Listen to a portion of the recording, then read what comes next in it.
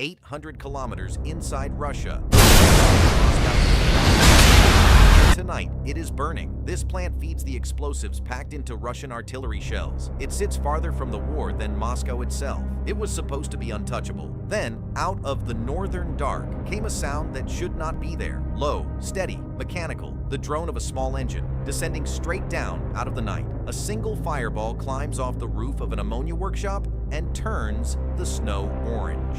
Past midnight, April 13th, 2026, something had flown the entire 800 kilometers and found it. This is a dramatized reconstruction based on open source reporting of how Ukraine reached deep into the Russian heartland and set fire to a factory the Kremlin could not afford to lose. To understand this strike, you have to understand the target. The plant is called Cherepovets-Azot in Vologda Oblast, part of the Apatit and Fos-Agro industrial empire. On paper, it makes fertilizer, ammonia, ammonium nitrate, the stuff that feeds crops. But ammonium nitrate has a second life.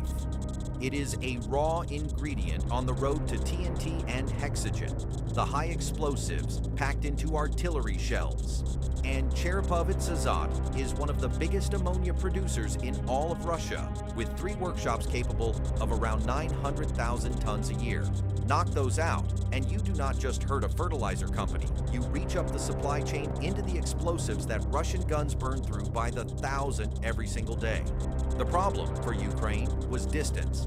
The plant sits roughly 800 kilometers from the Ukrainian border, 500 kilometers north of Moscow, ringed by layered air defenses guarding the capital. For 3 years, that distance was the plant's best armor. On the other side of this story is the weapon built to erase it. Ukraine says the strike was flown by its Unmanned Systems Forces under their commander, Robert Magyar Brovdi. The weapon at the center of it is a long-range, one-way attack drone. Ukrainian sources point to the Firepoint FP-1, a deep strike machine with a range said to reach around 1,600 kilometers and a warhead between 50 and 120 kilograms. It is propeller-driven, it is slow, and it is built to never come home. But a single slow drone cannot just stroll through the air defenses that protect the approaches to Moscow. So the planners did something cleverer. Alongside the real strike drones, they flew decoys, cheap, near-empty airframes whose only job is to look like a threat. Light up the radar, soak up the missiles, make the defenders guess which contact is carrying a warhead and which is carrying nothing at all. Picture the route now, drawn across the map. Launch from deep inside Ukraine, then north and east. 800 kilometers over Russian territory, around cities, between air defense zones, threading the dark farmland and forest toward Vologda Oblast. Hour after hour, low and patient. By the time the first contacts reach the region, the defenders have a swarm on their screens and seconds to decide. Vologda's governor would later claim air defenses shot down 13 drones over the region. Even if that is true, and Ukraine has not confirmed those numbers. It's topped in turros. It tells you how many were in the sky, and it only takes the ones that get through. At the plant, it is a working night. Cherepovets-Azot runs around the clock, and its operators knew they were a target. The site had been fitted with anti-drone metal structures, crude cages and screens meant to catch or deflect an incoming drone before it reaches the critical machinery. In this reconstruction, the first warning is sound, that low mechanical buzz growing over the floodlit towers and pipework of the ammonia workshops. Then the defenses open up somewhere in the dark. Tracer climbing into the night. But the swarm is doing its work. The decoys pull attention one way.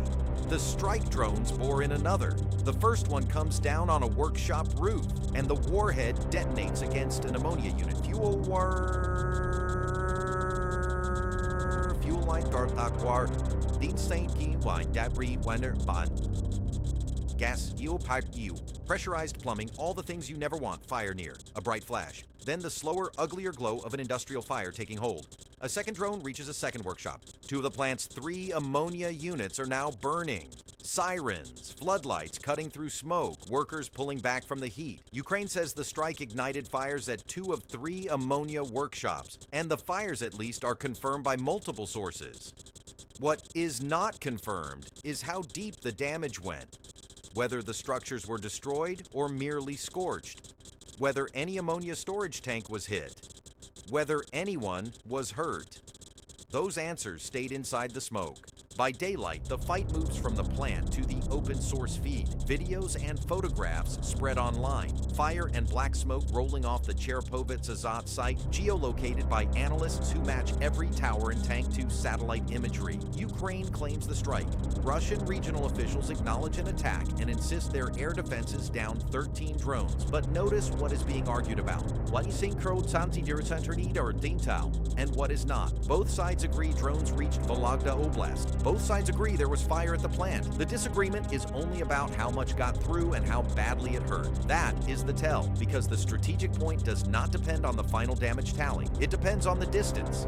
A propeller drone, slow enough to hear, flew 800 kilometers past the air defenses guarding Moscow itself and put fire on an ammonia plant feeding Russia's explosive supply. The exact destruction is unconfirmed. The reach is not, and the reach is the weapon. If a Firepoint drone can find Cherepovets-Azot, then every chemical plant, every refinery, every rail yard and ammunition line deep inside European Russia is now a coordinate on someone's map. Production shutdowns, output losses. Ukraine has hinted at them, but they remain unconfirmed. What is certain is simpler and colder. The factories Moscow believed were safely in the rear are not in the rear anymore. For 3 years, Russia's war economy ran on a comfortable assumption that the front was one place and the factories were another, and that 800 kilometers of sky stood between them. Cherepovets-Azot is what happens when that assumption dies. Not with a stealth bomber, not with a cruise missile, with a cheap propeller drone and a cloud of decoys, flown patiently through the dark by a force that did not exist a few years ago. The fertilizer plant still stands. The fires were put out, but the math has changed, and everyone watching knows it, on every side of the line. When the deep industrial heart of a nuclear power can be hunted by a machine you can build in a workshop, no rear area is ever fully safe again. The next coordinate could be a refinery, a shell line, or a port. Which one Ukraine reaches for next, and how far the drones can really fly, is the question we will follow in another Defense Declassified.